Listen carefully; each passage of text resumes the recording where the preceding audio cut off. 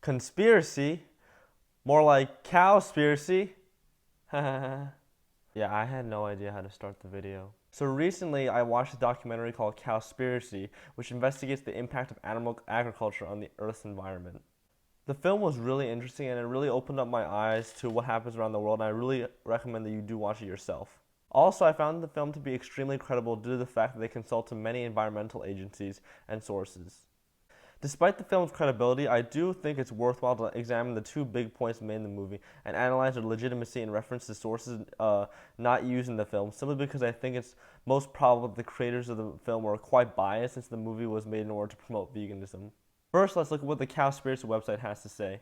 Note: the amount of water used to produce 1 pound of beef vary greatly from 442 to 8,000 gallons. We choose to use in the film the widely cited conservative number of 2,500 gallons per pound of U.S. beef from Dr. George Borgstrom, chairman of Food Science and Human Nutrition Department of College of Agriculture and Natural Resources at Michigan State University, impact on demand for and quality of land and water.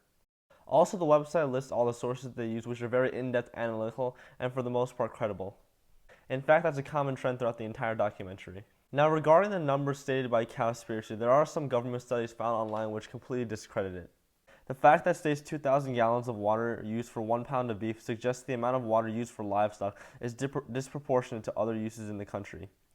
Yet statistics as ones found in the USGS.gov show that Texas, which uses the most water out of any state for livestock, uses only 13% of water. Now you might be thinking, well, the film might be completely wrong on this fact, but there is a crucial flaw in this government website. The website only takes into account for livestock water use, which is water associated with livestock watering, feedlots, dairy operations, and other on-farm needs. This definition does not take into account for the water used for the grain to feed the livestock. And worldwide, at least 50% of grain is used to feed livestock, which means a lot of water is used. Now let's look at the numbers.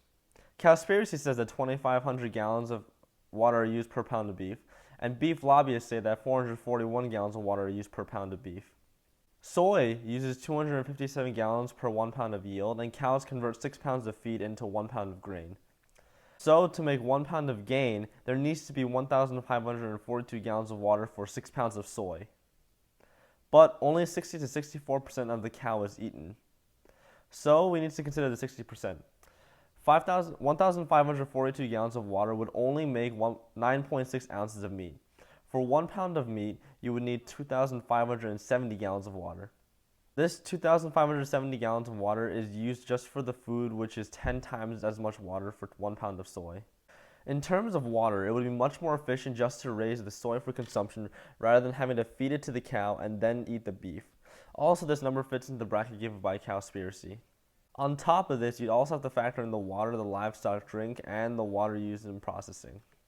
Now let's look at the extremely biased numbers from ExploreBeef.org, or the beef lobbyists. ExploreBeef.org states that 441 gallons of water are used for 1 pound of beef when taking into consideration water for animals, water for irrigation, water to grow crops, and water for processing. Yet that is still 3 times as much water than corn. But as just shown above, it does take a lot more than 441 gallons of water for just the cow's feed. So in reality, it does take a lot more than 2,500 gallons of water for 1 pound of beef. 18 to 51% of greenhouse gas emissions are from animal agriculture. The 18% is from the United Nations FAO in their 2006 paper, Livestock's Long Shadow. However, the FAO released a new paper titled Tackling Climate Change Through Livestock, which said the number was around 14.5%. The number was revised because the FAO considered the 18% statistic to be out of date. But the change is most likely biased, as the FAO formed partnerships with the International Dairy Federation and the International Meat Secretariat in 2012. The FAO released a new paper with the revisions the following year. The 51% is from the World Watch Report, which is funded by the International Finance Corporation, a part of the World Bank, and is not at all a vegan organization. However, even the biased low 14.5% is still a significant portion of the greenhouse gas emissions. So how do external sources check out with the information? Well, the Humane Society of the United States states that 37% of methane and 65% nitrous oxide comes from the animal sector.